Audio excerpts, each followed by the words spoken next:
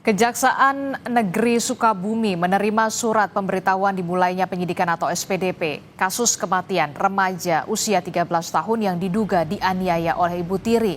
Sebelumnya, polisi menaikkan kasus ini ke tahap penyidikan.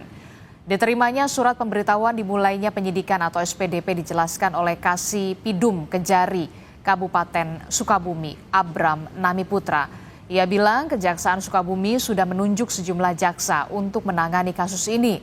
Selain itu, Kejaksaan juga masih menunggu berkas P21 dari polisi.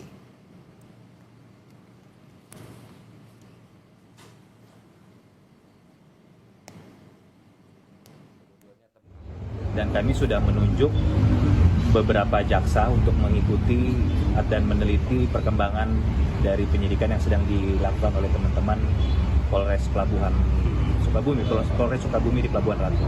Oke, detail dari SPDP ini sendiri, Pak? SPDP-nya itu atas nama terlapornya itu Saudari TR selaku ibu tiri dari korban. Sementara pasal yang dikenakan di SPDP itu pasal 80 ayat 1, ayat 2, junto pasal 76C, larangannya 76C.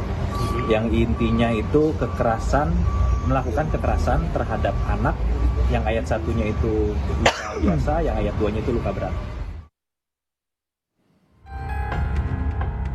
Duka masih belum pudar dari sorot mata sang ibu.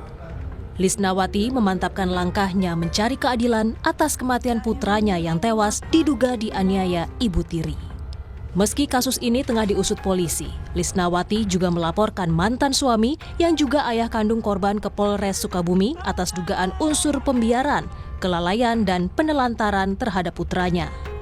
Terakhir komunikasi 4 tahun yang lalu nggak ada komunikasi sama sekali. Nggak sama komunikasi sekali. Alasannya apa katanya, Bu?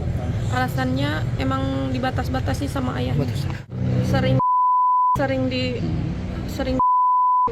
Termasuk sama almarhum tidak, Bu, waktu itu? Enggak, kan masih bayi juga. Masih bayi ya. Waktu dalam kandungan juga, udahlah kamu sama anak saya bawa motornya di Sebelum meninggal, korban mengaku mengalami penganiayaan ibu tirinya. Ibu kandung korban mengaku sudah 4 tahun tidak bertemu anaknya karena dihalang-halangi mantan suami. Amran, kakak Teni, sang ibu tiri menyangkal tudingan adanya penganiayaan terhadap korban. Menurut Amran, korban tak mungkin mau pulang ke rumah jika ibu tirinya kejam. Amran menyebut adiknya justru kerap memberi perhatian layaknya ibu kandung kepada korban. Kalau seandainya emang nggak nyaman karena di sini istilahnya nggak nyaman karena ibu tirinya benar-benar kejam, ya pasti kan dia juga pergi dan nggak bakalan pulang ke sini. Kenapa? Karena logikanya anak itu udah 12 tahun gitu, bukan anak kecil lagi gitu. Sekarang menurut informasi itu adalah dari Polsek kemudian dibawa ke Polres. Komisi Perlindungan Anak Indonesia terus mengumpulkan bukti terkait kasus meninggalnya NS di Sukabumi yang diduga dianiaya ibu tirinya. Dari hasil penyelidikan sementara, KPAI menemukan sejumlah fakta, yaitu adanya pembiaran perlakuan kekerasan yang kerap dialami korban. Anak N ini, dia kan sudah beberapa kali mengalami kekerasan. Dan bahkan kekerasan sudah menjadi bagian ya dari kehidupannya. Yang perlu saya pertanyakan pertama adalah tetangganya. Kemudian yang kedua keluarga besarnya. Ya, apakah hanya diam saja? Tetapi yang menarik dari kasus ini, Mas, yang kami memang harus turun adalah filisida itu seringnya terjadi pada anak di bawah usia 10 tahun.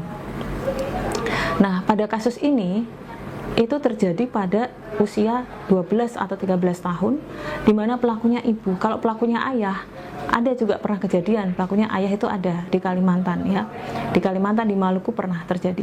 Tetapi karena pelakunya ibu, ini sekuat apa sih ibu ini sehingga anak tidak berani untuk melawan?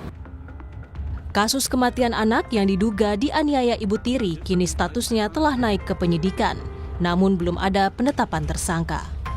Polisi menemukan bukti adanya unsur pidana kekerasan pada korban dan telah memeriksa 16 saksi, termasuk terduga pelaku penganiayaan ibu tiri korban. Tim Liputan, Kompas TV.